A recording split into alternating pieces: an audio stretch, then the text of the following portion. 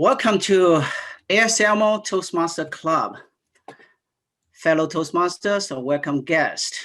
It is my honor to introduce our speaker, our accomplished speaker for the workshop. I do have a little introduction here. Declan Shalvey, as some of you know him, is an engineer and entrepreneur. As an Irish American, he has lived in Europe, US, and Asia over his career in technology.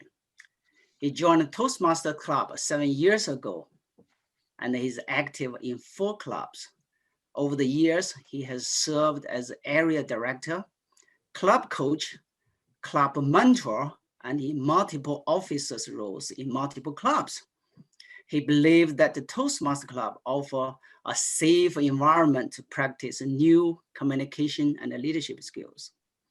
He thinks that the speech contest presents a unique opportunity to speak outside the safe haven of our clubs. And Declan enjoys the contest competitive element, which propels improvement. All this we can learn from. Ladies and gentlemen, please welcome Declan Shalvey. Declan Shalvey, the destiny we so richly deserve. The destiny we so richly deserve. Declan Shalvey.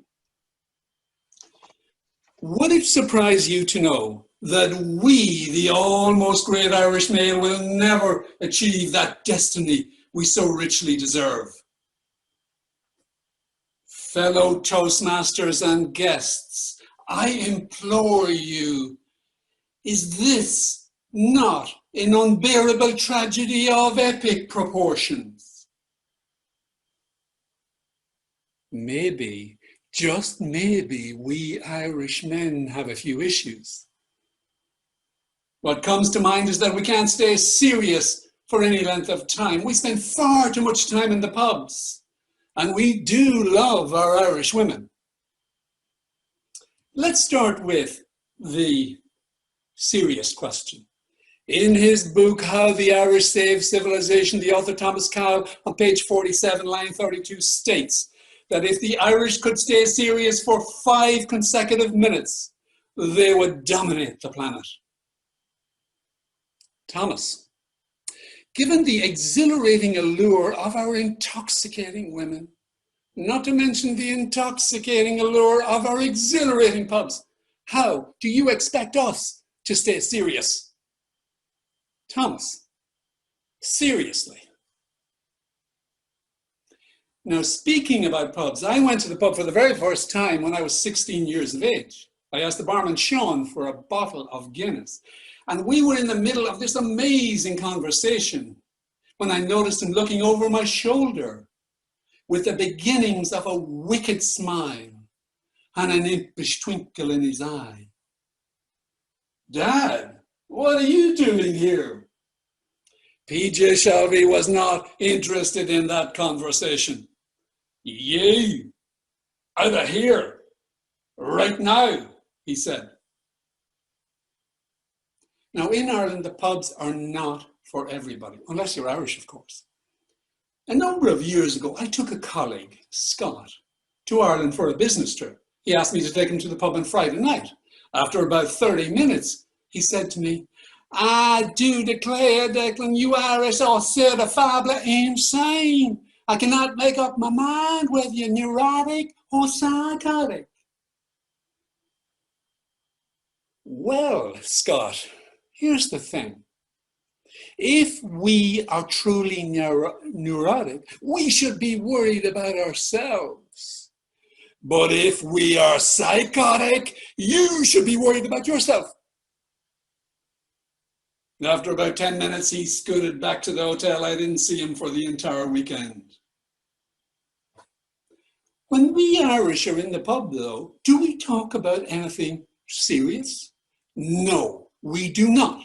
We talk about the weather, we talk about sports, we talk about the French, we talk about the Germans, we even waste time talking about the English.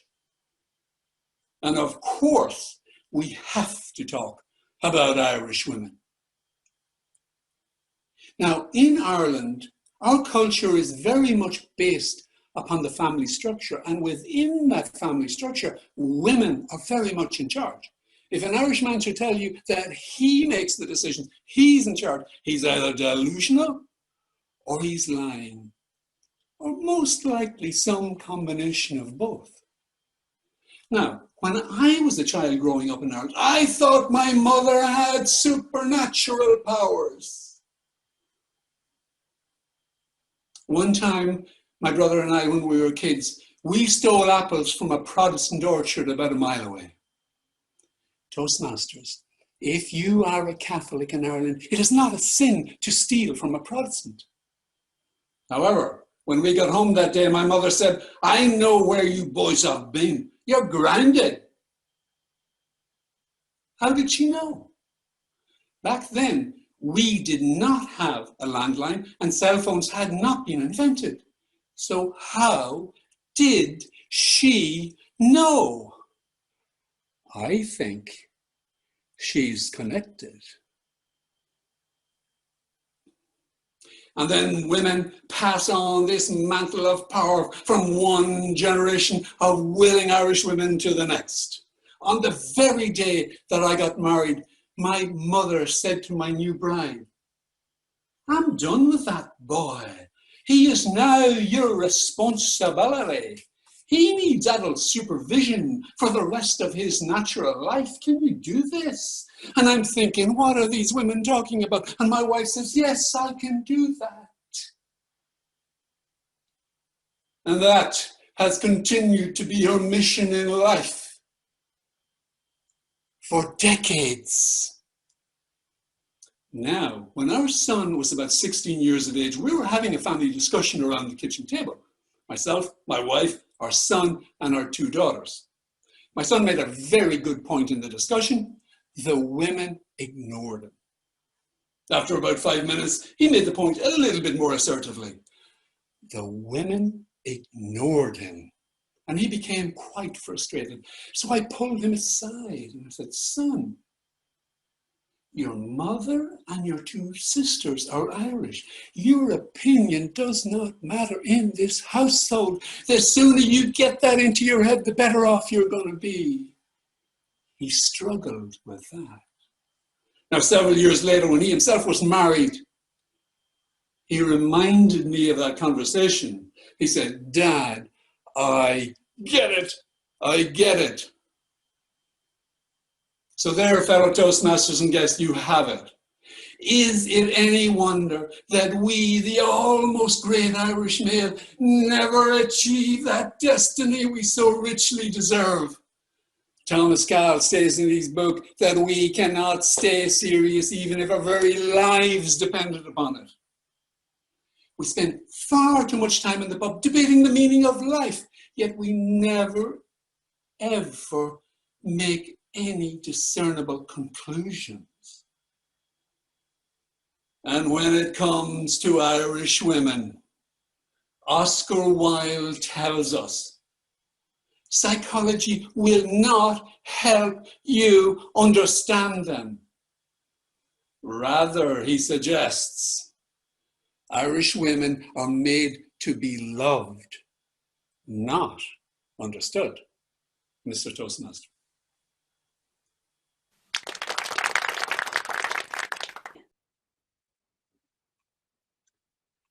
Thank you, Abhijit, for running that interesting video. It was wonderful to watch it with that time delay. It made it more interesting for me. I was getting bored with it.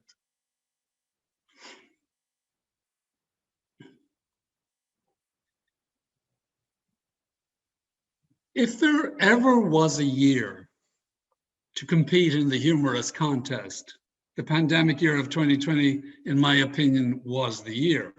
If you were a contestant, and I'm not sure if there are any of the contestants on this call, but if you were a contestant at a club level and you either won or lost, if you won or lost at the quarterfinals, if you won or lost at the semifinals, or if you're in the finals with me, and that was Lisa, Gordon, David, Doris, Ravi. Perhaps we, individually and collectively, brought a smile to people's faces in a year that they may have needed that smile more than anything else.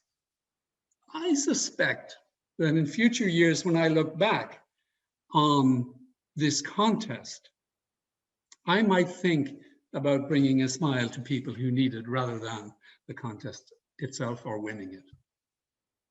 Now, all of that said, Gavin did ask me to describe the journey to the win and how I approached it, how I wrote the speech and delivered it, and all of those things. So that's our objective today. In fact, before I get to that, though, I want to talk about humor.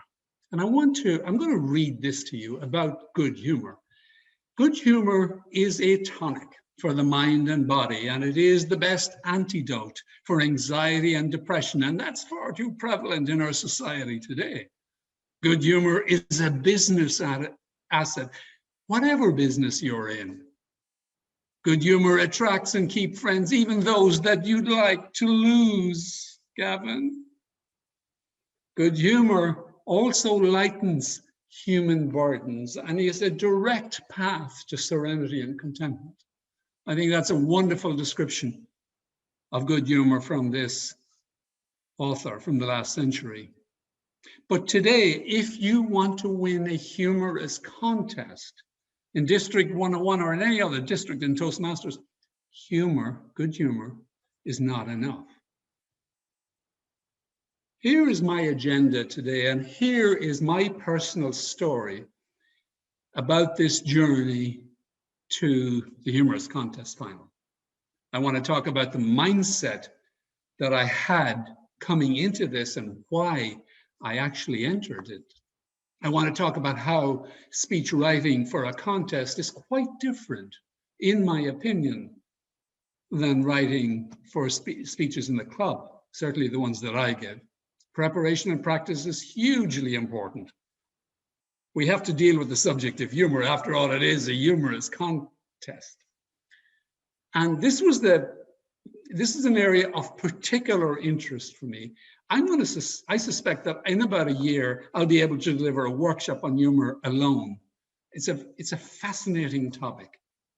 But today, I'm not ready for that level of deep dive, but I will share how I think we all can write more humorous speeches. And then there are some takeaways. What are the key takeaways that I would like to leave you with? And I will provide this PowerPoint to Gavin, let's say, and to you, Fang, and you can distribute it if you wish. Don't kill yourself making notes. You'll have this resource if you wish. So let's talk about the mindset. And first of all, why would I even think? Why did I even think about competing? There are lots of benefits from competition. I mean, the first one and the foremost one is it takes us out of the comfort zone that is our home club or our home clubs. Despite what we may say about our fear of public speaking, when we are in our home clubs, we're among friends, we feel a sense of security. And with that security, in my case at least, comes a level of complacency. I need to be outside of that comfort zone to perform at a higher level. So for me, competition is a way for propelling me to a higher level of performance. And as was my experience, when you move from the early stages of the competition all the way through to the final, let me tell you, the speakers are getting better and better. And really, you have to drive yourself to the highest level of your own performance to survive those contests. So for me, competition is a wonderful thing, suggested to anybody and everybody. I'd like to also say a mindset that I had going into this was to begin in a manner, in a way that you want to finish. What does that mean? What it meant for me was I was conscious that in the very first contest I entered, whether at club level or at quarterfinal level, the next level, I might meet the winner of the contest. You never know, right? The winner could be anybody, anywhere. So the mindset that I had was that when I went to compete, the most important speech for me was the next one, because I might meet the winner in the next level. And if I didn't do my very best, hasta la vista, Declan Shalvey. So have that mindset. When you're competing, compete as if it's the last speech you might give in that contest, because it might be. Give it your best. Now, this is a little bit trite. Humor is a serious subject. What do I mean by that? I really mean that for many people, humor sometimes is a psychological barrier. Oh, I'm not funny. I can write stories, I can write speeches, but I'm not funny. No, don't take that attitude. You can write funny stories, in my opinion. And I'm going to talk about that when I come to the humor section. So the point about it is, don't be intimidated. Think you can. Every one of us can write funny stories. And lastly, I want to say embrace Zoom. So many people have said to me over the last 8 or 9 months, oh, I wish we were back in the in-person medium. I just miss that. It's so much better than Zoom.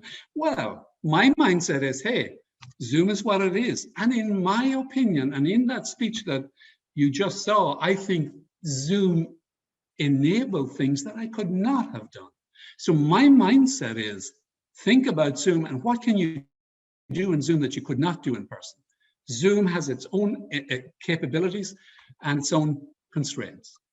So for me, absolutely took care of the audio, the visual, the lighting. Thank you again, Abhijit, for the umbrella lights. The movement, I stood back far enough so you could see the movement, and particularly Zoom enabled the use of props. And I'll get to props touching about that later.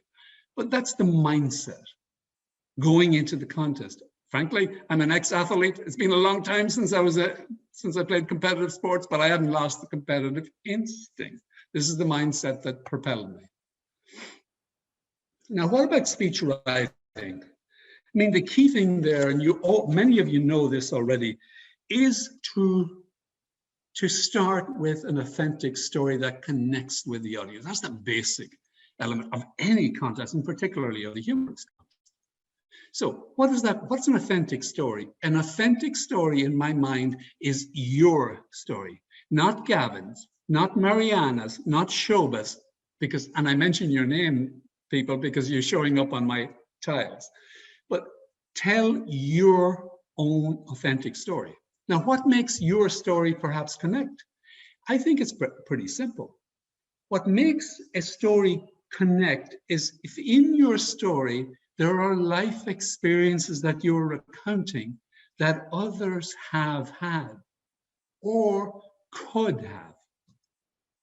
Now, here's a story. I could tell you an authentic story if I was born in the US, and if instead of being a soccer athlete, if I was an American football athlete, and I started to tell you a story about playing football on Friday night in high school in wherever in my high school.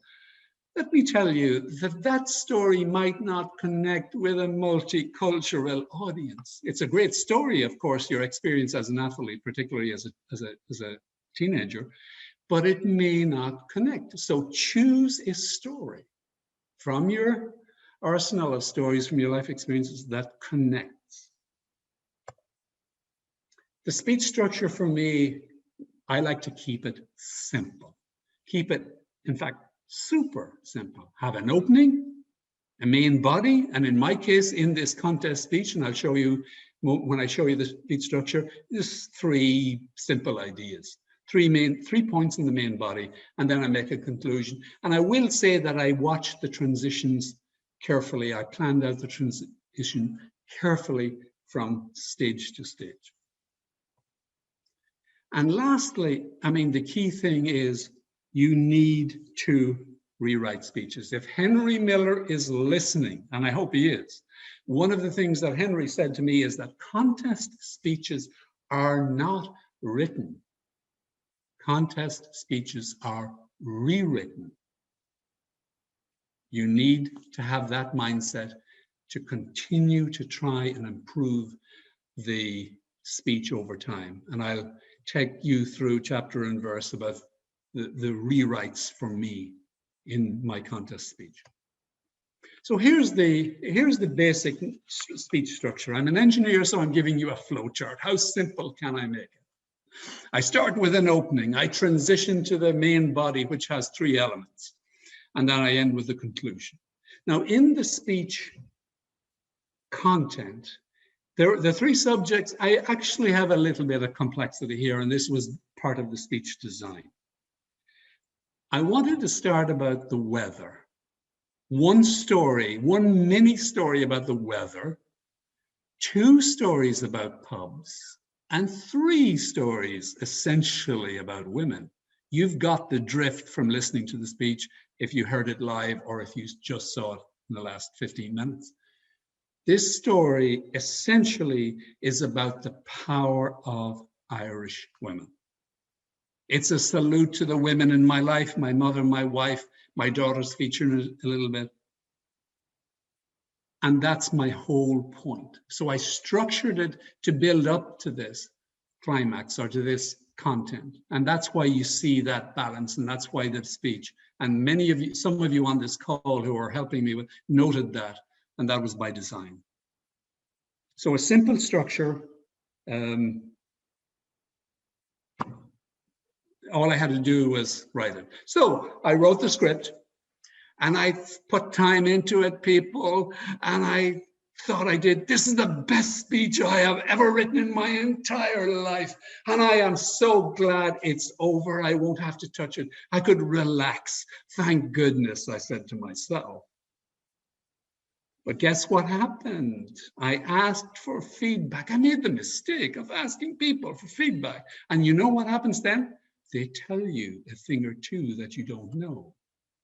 And in essence, what people told me was that the weather element in the speech, and if those of you who may have seen an earlier version, maybe the quarterfinals, I had the weather in there, it didn't work. Now, the weather for Irish people is a fascinating subject, and we laugh about it all the time, and I thought it was hilarious. My wife enjoyed it, my children enjoyed it. But my multicultural audience and my US audience said, what are you talking about? That's boring. That's absolutely boring. What are you doing? So the point was, and here's the first maybe thought I impart to you around speech content. Sometimes what works for you doesn't work for the audience. You have to listen to the audience and adapt to that.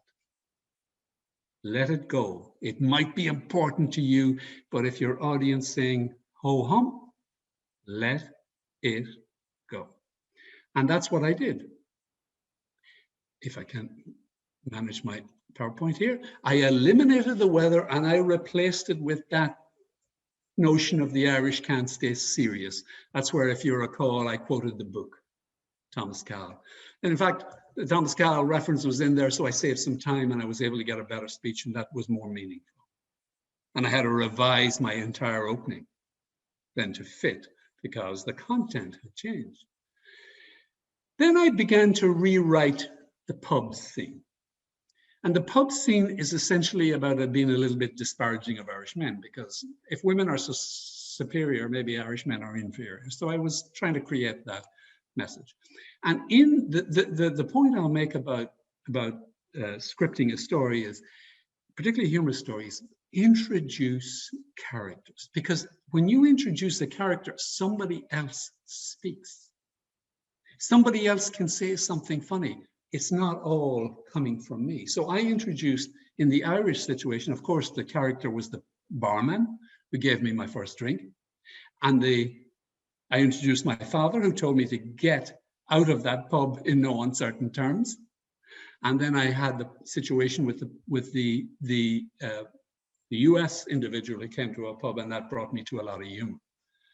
So creating dialogue and conflict lends itself to humor. So this is where I ask you to think. If you think you're not a humorous writer, hold on.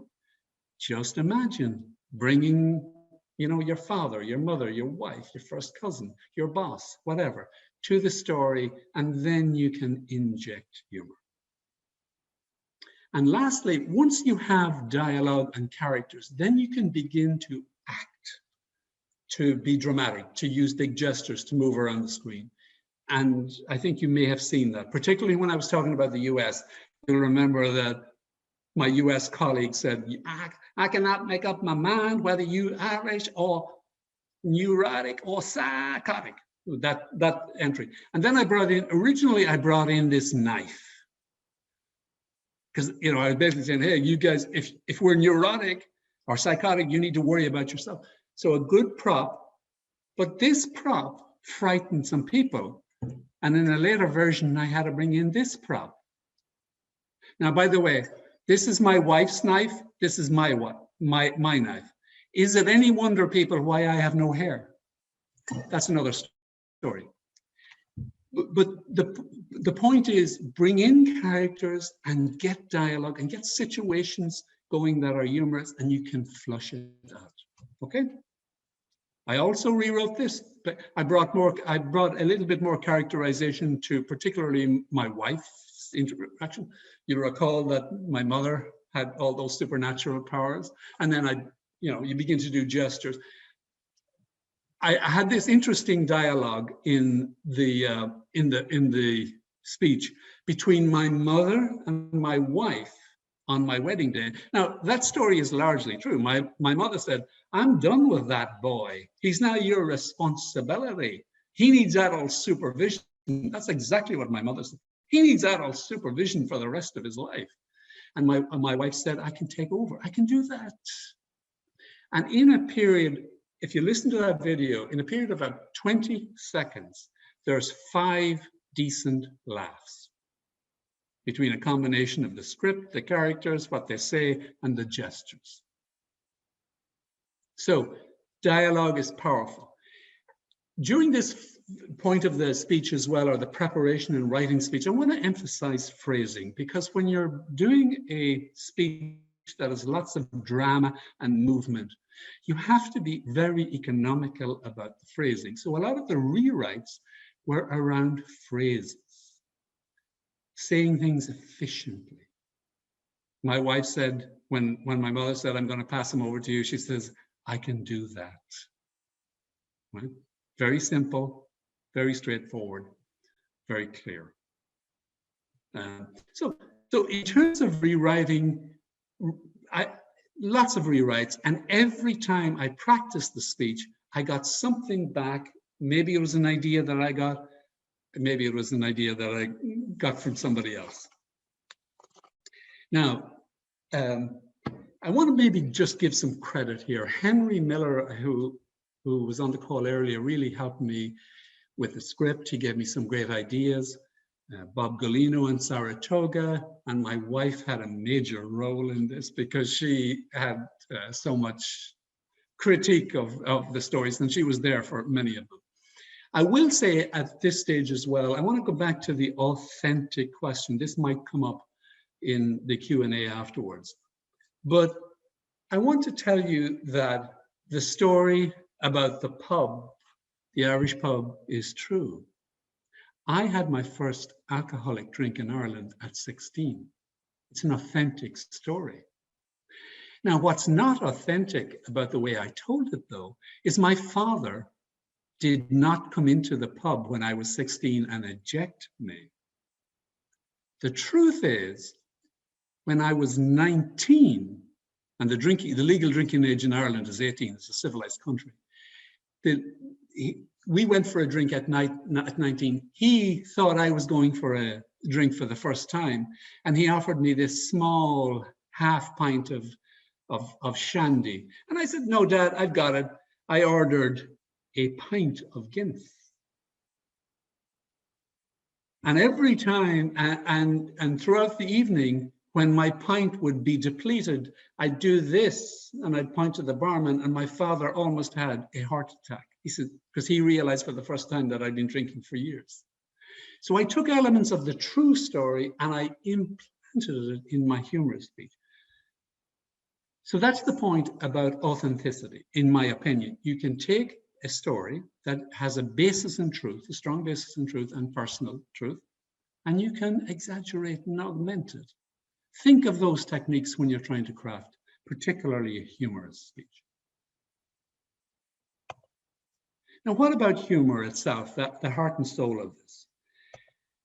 I want to say that humor has to be relatable, and clearly my subject matter, which was the power of women, and in many ways it was a story, frankly, of appreciation of women and of acknowledging their role in my life, from my mother to my wife to my daughters. So I thought that that was a relatable story to probably anybody that might attend a Toastmaster meeting in the US. It crosses cultural bounds. It certainly is home for me, and it's relatable for me. And I suspect many, many people could relate to stories like that. Not the same stories, similar stories. Okay. When you write a story, I want to make an obvious point, but I'm going to state it anyway, and that is remove any humor that could be potentially or really offensive. So what does that mean? Any joke, any story, any nuance that diminishes race, ethnic origin, religion, gender, take it out. If in doubt, kick it out. Because you should not and cannot offend people in any way if you're serious about making a speech that relates and connects with other people. You don't know who the judges are, but you know, they're regular people, they're decent people, they're Toastmasters, and they know when you're diminishing others. And that's not, so just take it out. Humor is everywhere throughout our lives. There's so much opportunity. You don't need to do that. I should have mentioned politics. I like to talk about Donald Trump, to be candid with you, but there is no place for a Donald Trump story or anything related to that in a contest speech. Why? Because there's somebody on that call who will say that's not appropriate. I don't appreciate that. Why do I want to take the risk of alienating one single person? Remove anything that can alienate. Henry, help me with this one. But first, before I get to Henry's input, I want to say, and Abhijit, I think I gave you this advice when you were preparing for your contest, is to get to humor quickly. I mean, the whole point about a humorous contest is that people come to be entertained. They don't want you to give an inspiring story that describes how you overcome terminal illness and saved your life, or how you're committed to global warming or doing so. That's not what they're coming to a humorous contest for. And remember, that's the audience. They're coming to be amused. So get to the humor quickly. And let me get my script here. So in the first 3 lines, I suggest, the first 3 sentences, I worked at this. I'm embarrassed to tell you how long it took me to get this phraseology right. But here's what I said. Would it surprise you to know that we, the almost great Irish male, will never achieve that destiny we richly deserve? Signaling a little bit of sarcasm, signaling what's coming. Then I say, Toastmasters and guests, I implore you, is this not an unbearable tragedy of epic proportions? Parody, ridiculous. Now people are laughing. They know, they're smiling, at least they know that something is ridiculous is coming. And then I use the power of Zoom by leaning in and getting a little bit more intimate with the audience. And I say, but maybe, just maybe, we Irish men have a few issues. So in the first 3 sentences, I suggest, if you can engage the audience, signal, get them to smile. Even if they smile, you don't expect a belly laugh, just get them to smile. You're off to a great start. I have to say there were some in the earlier speeches, in the earlier contest rounds, I saw some people, and I counted one speech where it took between 45 and 50 seconds to get to the first laugh. Too long. People are gone. People have said, this is not a humorous speech. They're gone. You have to get there quickly. And then Henry's insight, thank you again, Henry, is to get there often. Henry has this rule, or you explain, I'm not sure of its origin, but Henry says the 25-1 rule. And that is 20 laughs, 5 chuckles, and 1 belly laugh, you know. And that's so, and in my speech, I didn't quite make that, but I got to about 20 in a 7-minute speech. So people are laughing every 25, 30 seconds. And I'm an engineer, and I engineered the speech that way, so think about it. Get the frequency of laughs, make it part of the story so there's a flow and a sequence to it. But make people smile, even a small smile, even that's what you need, because then they stay engaged with you in your story. And as you rewrite the story, you can add humor, as we said, for all the methodologies, you know, the characters, the dialogue. But I want to take this notion of extending humor, and there's a couple of examples. And maybe it didn't come out in the earlier version because of the time delay. But I said in Ireland, our culture is based on the family structure, and within the family structure, women are definitely in charge. That's the setup. Now, if an Irishman should tell you otherwise, he is either lying or delusional, or and I could have stopped there and I would have got a laugh. But what I said was, or very possibly a combination of both. So I took the joke, the humorous line, and I stretched it. I think it's called tagging, but I call it extending the story, extending the humor. Similarly, when I had the debate at my wedding,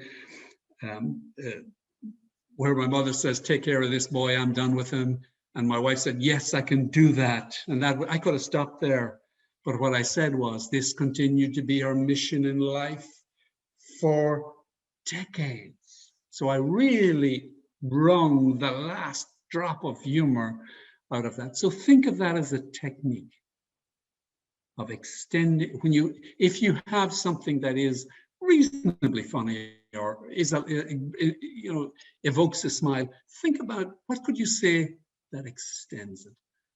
Very powerful technique in writing humorous stories. Now, I think I've talked about this a lot already.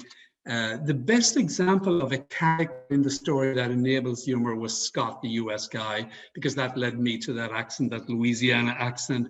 I do declare you Irish are certifiable insane. I cannot make up my mind whether you're neurotic or psychotic. And then, so I do all that drama and I bring in the knife. And it's probably was the best line almost in the speech. It evoked the most response, positive response. People thought that was just either insane or really funny. So character dialogue enables humor, and it also enables acting it out. If I presented the people on this call with the script of the speech that you saw earlier, you might not think it was that funny. And in truth, you are probably right. What makes it funny is the way it all comes together. Of course, the script, but the vocal variety, the props that I used, the way I leaned in and out of the screen, the way I used Zoom. It's all of that, and it's all that thespian skill and all of that that brings it to life and makes people chuckle. So in humor, it's not just about what you say, it's about how you say it. Act it out. And Zoom is really, now I know on a big stage you can really do something in person, but this medium of Zoom allowed me to bring those props up effortlessly, move them in and out of the window, and transition and be very smooth that I couldn't have done in person, I suspect. That's the humor piece. Now, we're going to come to the last questions on, I'm going to keep an eye on the time. I'm doing okay on time. I want to talk about what I suggest are the true takeaways of this. You know, authentic stories are what it's all about. And I don't care if you're making a humorous speech, an informational speech, or an inspiring speech. Start with your own story. And do not try to write a funny story first. I'm sorry. If we do that, if you try to write a funny story immediately on the first write, you're going to be very disappointed. You may even be discouraged, and you might say, I cannot do humor. I'm going to leave that to somebody else. Start with a basic story and tell it or write it, and then add humor later with the rewrites and the characters and all those other techniques. I promise you, you'll surprise yourself. So as an example of that, I was just thinking, you know, with the rain we had overnight, I was thinking of a story that involves a fender bender. So I was driving, my children are in their 30s now, so I was driving my 6-year-old daughter to school one day, and we had a fender bender. It was the rain, etc., and somebody bumped me. Or no, I bumped somebody. That was the particular story. And we got out of the car, and we exchanged, and part of it was we exchanged details, driver's licenses and the like, and got back in the car. I checked my daughter in the back seat, was she okay? She was fine, and I drove away. And that's a story. That's a very simple, basic story you could tell. Now, if I want to add humor to that, one example, and I'm just making this up on the fly. When I get back into that car and my 6-year-old child is in the back seat, we have an opportunity for humor, people. So I'm here about to start off on my journey to school with her. And she says, this little voice from the back pipes up and says, Dad, were you sending a text when you bumped that car? We have some dialogue here. We've got another character involved in this story. And of course, I'll turn around and I say, do not tell your mother that I was doing a text. We have some humor. And then there's a pause. And then my daughter will say, Dad, could we stop for ice cream on the way home from school? And therefore, my daughter is manipulating me already. So my point is, take a simple experience, a simple life story, write it, make it up if you have to, bring some of the humor that you have in your head. That's just a brief example. Let me summarize again on humor. Make it relatable to your audience. Think about the audience. Why are they here? They're here to be amused. What are the experiences you can share that might have a common reach, that might allow you to connect with your audience? Bring in all those multiple characters, because that enriches the story and allows you to talk about the conflict and the loss and the humor and all of that. And then get to the humor point quickly enough. And you don't have, I don't think there's one single joke in my story. I can't remember a joke if my life depended upon it. I see humor everywhere. And so I suggest just tell your story, be gentle with the humor. You don't have to be hilarious. We're not stand-up comics, none of us, me certainly. Embrace Zoom. Don't think of Zoom as almost as good as in person. Think about the way Zoom enables you. When I watched a video of the World Championship winner, Mike Carr, at one stage he was out of the frame and he slowly he came up what an amazing thing to do in a World Championship final. he used the capability of Zoom in a way, and he did something that, and it really complemented the speech at the time. You couldn't have done that on a in-person speech. So embrace Zoom and its capabilities. And then this notion of practicing. I say practice n+1 times. And what do I mean? Practice n times. I don't know, many times I tried this speech. 20, 30. I delivered it in probably 10 different locations, but I practiced at home a lot. Because I was clear, and in a contest speech, I suggest we all should be clear. When you're in the contest final or the semi-final of part, that's not a time for improvisation. I do like to improvise at the club level, but in a contest, you have to have it down. You have to do your best. You can't be changing phrasing because you've worked on it and it all knits together like a well-oiled machine. Practice n+1 times. That's it. I wish there was something more, something deeper, but that's my story. That's how I did it. If I had to do it again, I don't think I'd change one thing. I think I took the time. All of this came through for me. I watched all the competition, by the way. I paid attention to who was there because I learned from some of the things they did, by the way. That helped me with some of my rewrites. But there you have it. And now I'll turn it back. I don't know if we've got questions in chat or how we want to do this, but let's see if there's any particular questions about humorous speeches contest that I can help you with. Go ahead, Arnie. Arnie, go ahead. Yeah. Hi. Let me go on, get me speaker view so I can see who's talking to me. Yeah, my name is Arnie Pablo from Delhi City. And I was just surprised you did not mention your mother-in-law, but you mentioned your wife, your daughter, and mother.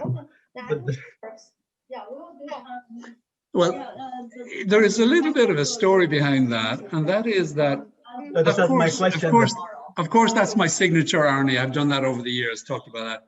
But you know something? Let me tell you, there are some people who say, Declan, I don't like those stories about my mother, and you know why? Because they themselves are a mother-in-law, probably. Well, so Arnie, that fits in the category of don't try to offend somebody. Yes, sir. That's not my question, though. They're good sources of stories. But what other sources of jokes and humor can you find? Humorous articles, something relatable. And how do you test drive or test run your jokes to an eclectic audience before you try to do it in a club with division or somewhere else district? That's one part of my question. Yeah. And the structure, you said, the body, the introduction, the body, and the conclusion. But you said you have to get into the humor quickly. Do you have to infuse the jokes in the title, in the introduction, in the body, in the conclusion, all of those parts? And number three, you mentioned Zoom. How do you manipulate Zoom to create a persona that is laughable from the perspective of the judges and perspective of the audience? Thank you. Great. I'll take those in sequence. What was the number? I want to get the sequence out. What was your, very quickly, what was your first question again? Where do you get your materials? Materials. And great. Got it. Other than your personal story or family or something else. And how do you know they are relatable to the audience? Eclectic audience, Hispanic, Asian, Irish, Europeans, and so forth, or Russians. That's point number one. Number two is structure, body, introduction, body, conclusion. Do you infuse the jokes starting from the title, the intro, the body, and the conclusion? Do you stop somewhere else? And number three, the Zoom. How do you manipulate the Zoom technology to create a persona that is laughable, funny from the perspective of the judges and the audience? And Great. I have other questions. No, I got that. Thank you very much, Arnie. So the materials, I think sometimes we make it more difficult than it is. The materials I suggest, Arnie, come from your own life, your own stories. Because when you tell a story that is true to a great extent, that comes through as authentic. People sense that you've had this experience. If you tell a story about what you think Steve Jobs was thinking at X point in his life, people will just step back. That's not real. That's just a hypothetical. So I strongly suggest for the materials that you think, start with your own life. Now, relatable, you asked what about the relatable element of those materials, and I think I've tried to maybe cover that. The filter that I suggest you use, could people on the call, on the Zoom call, could they see themselves having the same experience? Or do you think they did have the same experience? Now, people may not have related to my pub thing, but I was playing on the Irish thing, and that's a stereotype for the Irish, for us Irish people, and yeah, I took advantage of that. But in the women part of it, I suggest that multiple cultures could relate to the women's stories. So think about things that family stories, children doing stuff, children getting in trouble, getting out of trouble, there's all of those content that's relatable. There's so much material there. Now, in terms of, you mentioned in terms of the structure, and again, my view, my opinion is bring humor in as quickly as you can. I worked really hard to get it into the opening statement. When I type it, it's 3.5 lines.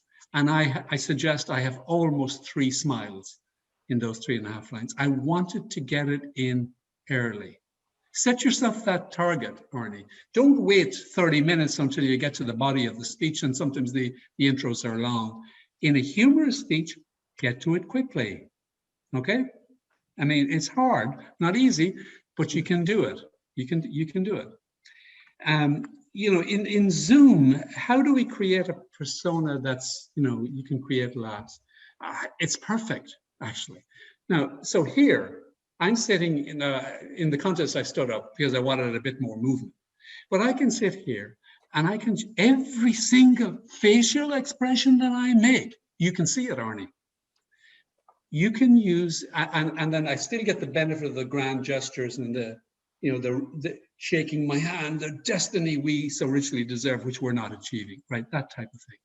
I can quickly orient, when I have a dialogue, if you recall, my mother, I'm looking this way, then I say, what are these 2 women talking about? And then I say, so you can use this very limited screen to create dialogue, and change expressions, change tone, change accents. So much you can do. Zoom is wonderful. I don't want to go back to the person. It's so much more fun on Zoom. Thank you, sir. Thank you. I have 2 more later on. 2 more questions. Thank you very, very much. Great. You're welcome.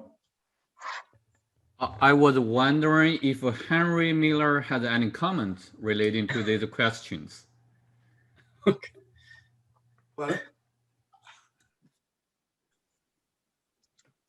could you repeat? What's the question? Okay. Comment on which question? No, just any question. I think the question, Henry, have you any thoughts? You are a great help to me. Have you any thoughts on anything we're talking about here, any of these questions? Oh my God, I have so many thoughts. How much time do we have? No, wonderful job. I enjoyed your presentation very much. I was a little scared to come online because I'm now setting up a new system, and I'm seeing all sorts of things happening on my screen. So this is why I'm going in and out. I must apologize. But one of the things I think that is very important, when you have your script, discover your humor. Don't try to add humor.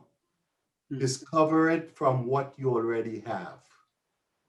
You look at a line, play with it, as you said, extend it, and you have a little vignette. And that is what that we eventually get you to the year 25. 25, one, 5 chuckles, 1 bellyful.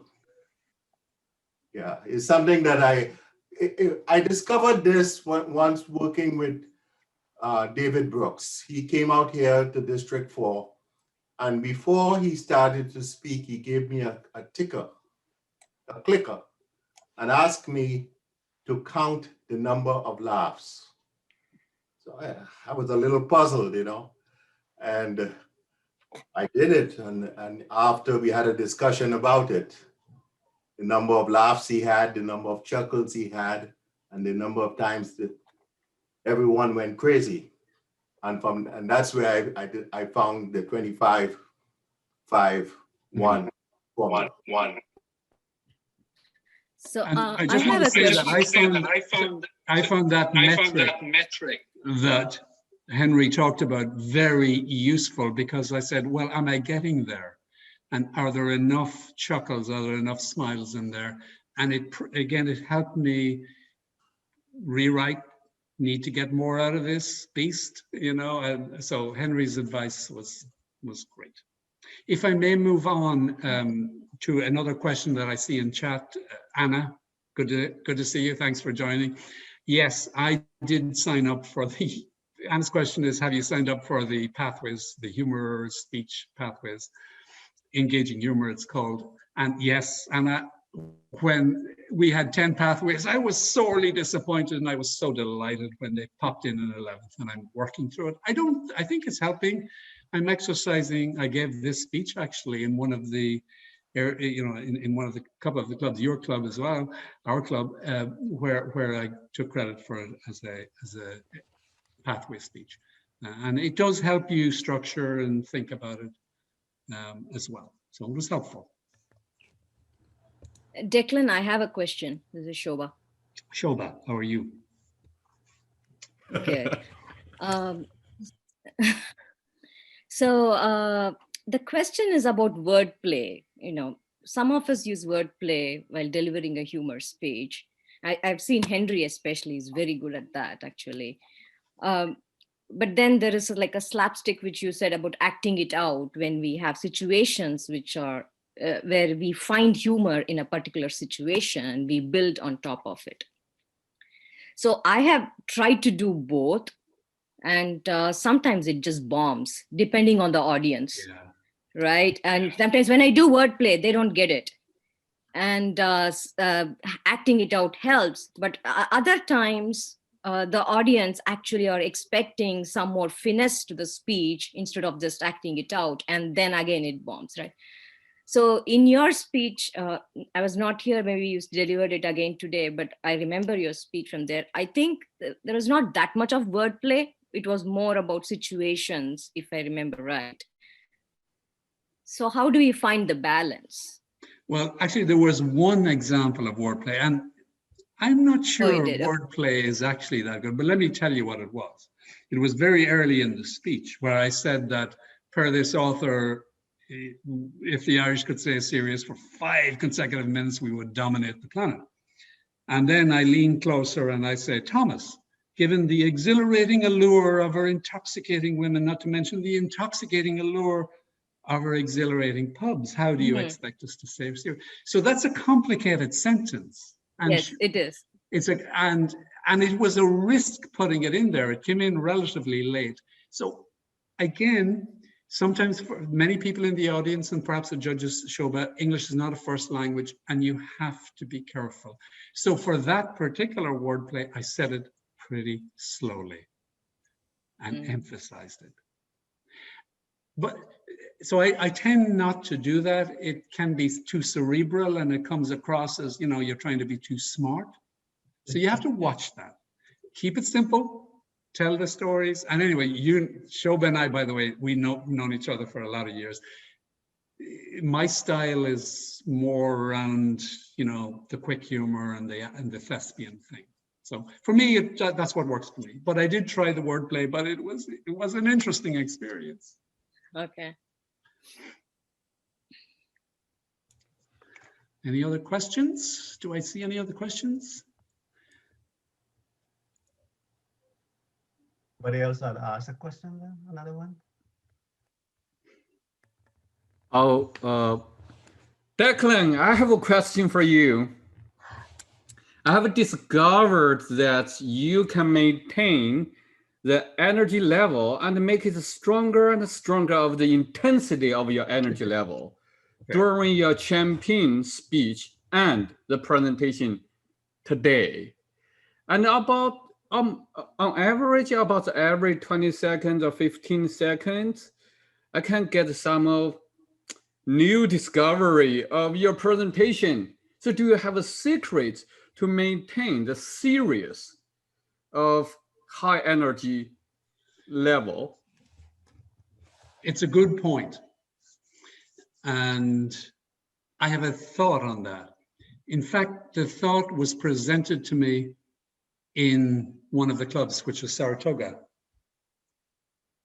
by my evaluator. And she said throughout the speech, you maintain this energy level, high energy, all the way through for 7 minutes. And she said, by the end of it, I was totally exhausted. So, Gavin, what I learned from that, and I had that experience in a different context from Dennis Dawson. I gave a speech at one of his evaluation workshops, and he said the same thing. Declan, you start out, it's like somebody said once about MGM movies. I think it was Sam Goldwyn said, I like a movie that starts out with an earthquake and then builds up to a climax. And that's the way so the message is to actually vary the intensity, Gavin. Take it down a little bit. And I did that in the speech. I lowered the tone. I slowed it down, but not too much, because I always knew I wanted to do this. So I think the learning for me around intensity was don't keep it there, because people get tired and they can't absorb it. It's moving too quickly. There's too much energy. Take it down. Vary it. Anyway, for me, that was a huge insight, Gavin, that I wasn't aware. And I've been doing this for 7 years. I didn't know it. I didn't know it. Anyway, so that's my thought on intensity.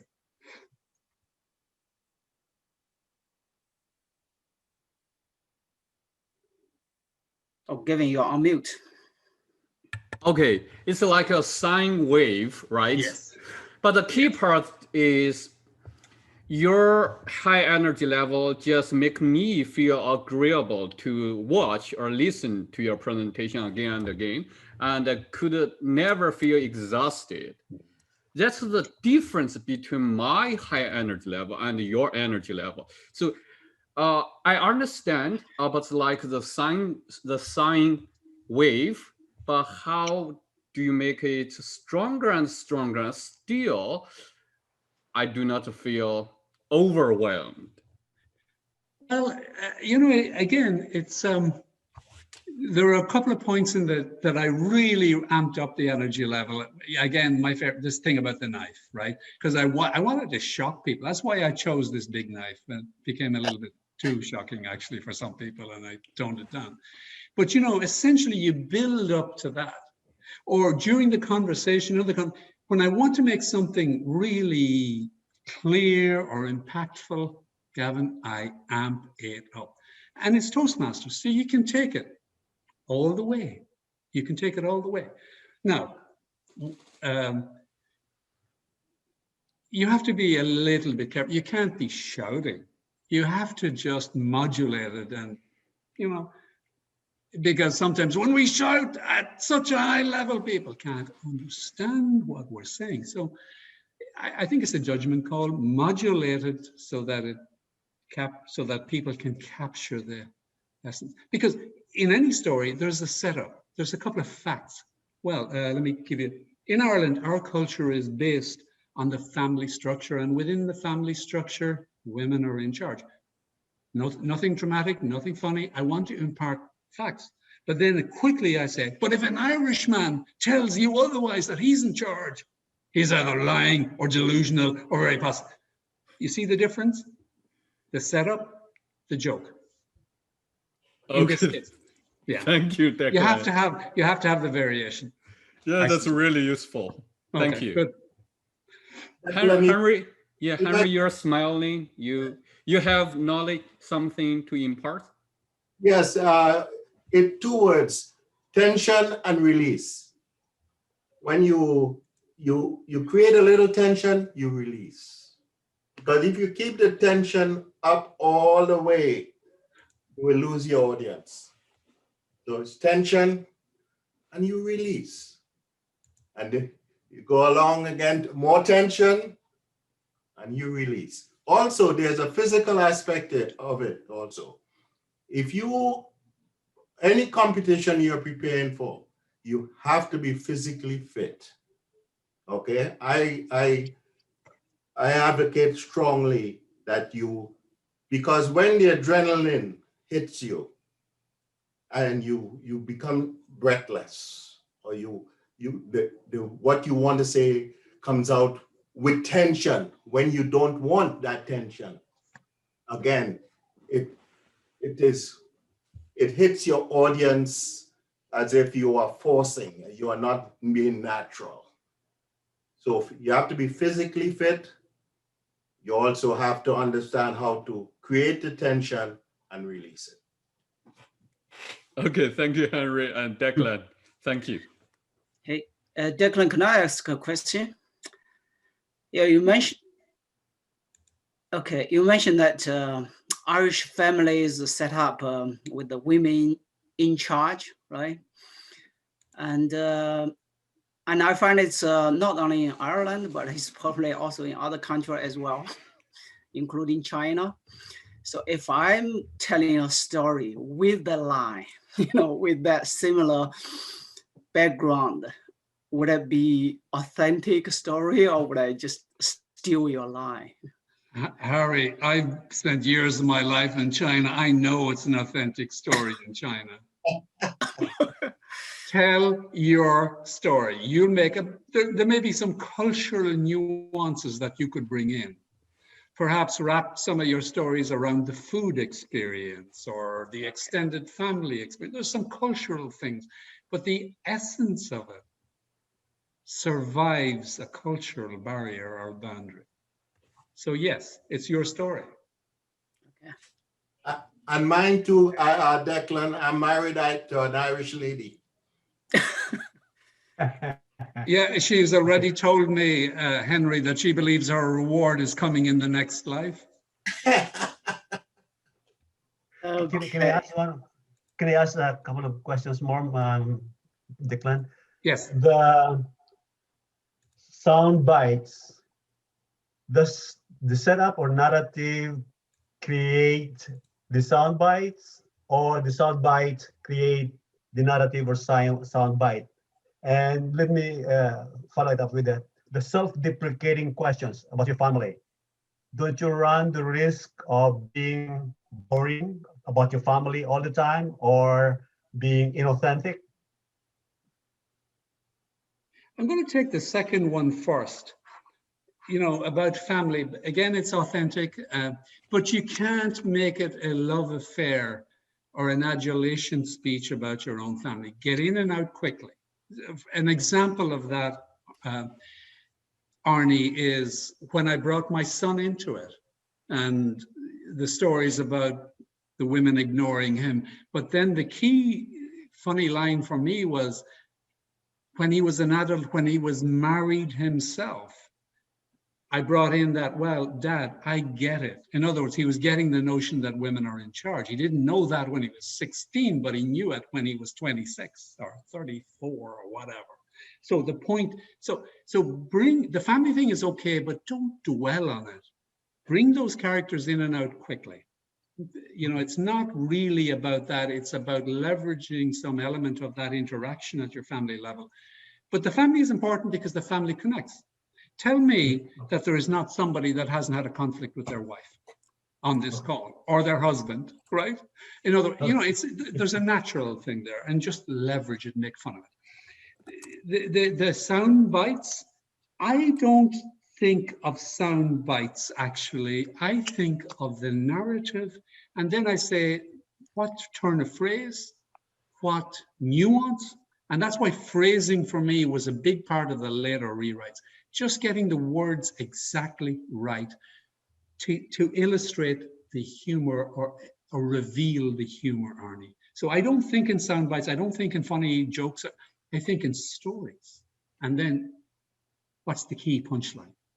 And as Henry has taught me, keep those coming. I mean, the punchline, sound bites are the same to me. I mean, but it's okay, sir. That's fine. That's a good answer. Thank you. Okay, thank you. Thank you, Declan. We are quite a few minutes out of the schedule. If no more question, let's give a round of applause for Declan for this wonderful experience sharing. Bravo, Declan. Thank you very much, Declan. This is wonderful. And Mr. Miller too, my idol. Yeah. Oh my gosh. Oh, you still have the original bottle. Sort of If you beer, haven't Irish signed beer. our guest book, please do This so. is a new bottle. Okay. Tequila. Okay, thank you very much. Now I want to give the time back to our president, Yu Feng. If you have any final comments or thoughts or announcement. So if you haven't signed our guest book, the link is in the chat. And ASML as we Toastmasters also have another workshop scheduled on January 9th. Wow. It's an evaluation workshop by Renee Yao. Renee is the most recent evaluation champion in District 101. So that will be also an exciting workshop. Hope to see you there on January 9th. Wow. Thank you, Yufan. Thank you so much. Thank Gavin for connecting all the wonderful speakers with ASML. I know. Yeah. Thank you, Thank you, Mr. Wang. Thank you, sir. Thank you, everyone. Thank you, Declan. Thank you, Declan. Thank you, everyone. Have a good All night. right, I'm going to exit the call. Good to see everybody. Thanks for surviving this. I hope you got something from it. Please come back, sir. And special Please thanks come back. to that gentleman with the Irish wife. She is a saint, and he helped me a lot. He helped me a lot. It's a hypothetical wife, right? Yeah, there you go. Listen, Harry, she's a patient woman. I know that for a fact. All right. You know. Okay. Take care, guys. Bye-bye. Okay, thank you, Declan. Bye. Bye, Mr. Miller. All right, ASML officers, please stay a little longer. Hurry. Henry, thank you for coming and all the comments. I'm just signing up the guest book right now. Okay. Yeah, we have your email. Yeah, look forward to getting your slides. Wonderful job. Thanks again, Gavin, and the entire crew. Thank you, Henry. Thank you, Henry.